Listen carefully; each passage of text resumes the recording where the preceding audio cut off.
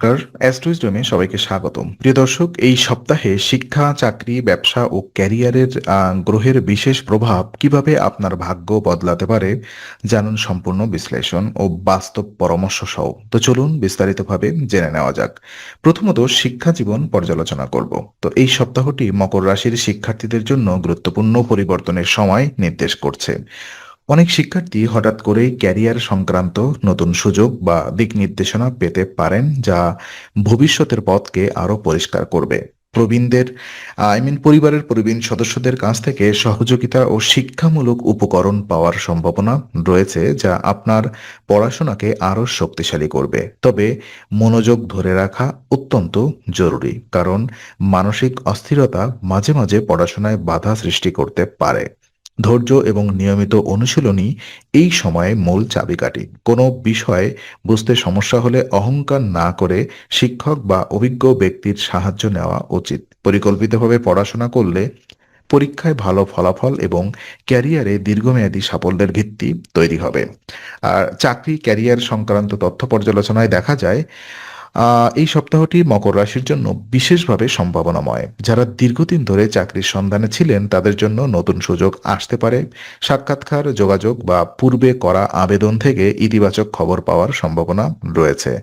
কর্মক্ষেত্রে অতিরিক্ত কথা বলা বা নিজের মতামত জোর করে চাপিয়ে দেওয়া থেকে বিরত থাকা জরুরি, কারণ এটি সহকর্মীদের সঙ্গে সম্পর্ক নষ্ট করতে পারে। ধৈর্য ধরে কাজ করা এবং পরিস্থিতি পর্যবেক্ষণ করা আপনাকে সফল করবে। ঊর্ধ্বতন কর্মকর্তাদের সঙ্গে সম্মানজনক সম্পর্ক বজায় রাখলে ভবিষ্যতে উন্নতির পথও খুলে যাবে। কাজের ক্ষেত্রে কৌশলী মনোভাব ও সংযম এই সপ্তাহে আপনার সবচেয়ে বড় শক্তি। আর ব্যবসা জীবনে দেখা যায় ব্যবসায়ীদের জন্য এই সপ্তাহ আর্থিক উন্নতির ইঙ্গিত বহন করছে। দীর্ঘদিনের আর্থিক চাপ বা ঋণের বোঝা ধীরে ধীরে কমতে পারে। ব্যবসায় লাভ বাড়লেও হঠাৎ বড় সিদ্ধান্ত নেওয়া থেকে বিরত থাকা উচিত। পরিকল্পনা ছাড়া বিনিয়োগ করলে ভবিষ্যতে সমস্যা সৃষ্টি হতে পারে। অভিজ্ঞ ব্যবসায়ী বা প্রবীণদের পরামর্শ গ্রহণ করলে সঠিক পথ নির্ধারণ সহজ হবে। আর এই সময়ে সঞ্চয়ের দিকে মনোযোগ দেওয়া অত্যন্ত জরুরি, কারণ আর্থিক স্থিতিশীলতা ভবিষ্যতের নিরাপত্তা নিশ্চিত করবে। নতুন ব্যবসায়িক সুযোগ এলেও ধৈর্য ধরে পরিস্থিতি বিশ্লেষণ করা বুদ্ধিমানের কাজ হবে। হিসাব নিকাশ পরিষ্কার রাখা এবং সংগঠিতভাবে ব্যবসা পরিচালনা করলে লাভের সম্ভাবনাও বৃদ্ধি পাবে।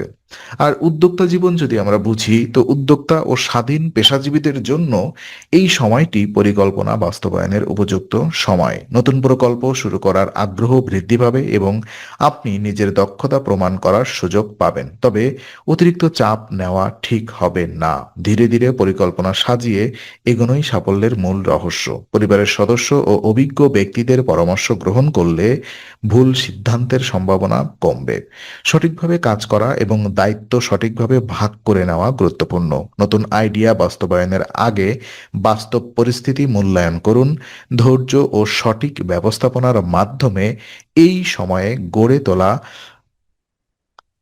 উদ্যোগ ভবিষ্যতের বড় সাফল্যের ভিত্তি হয়ে উঠতে পারে।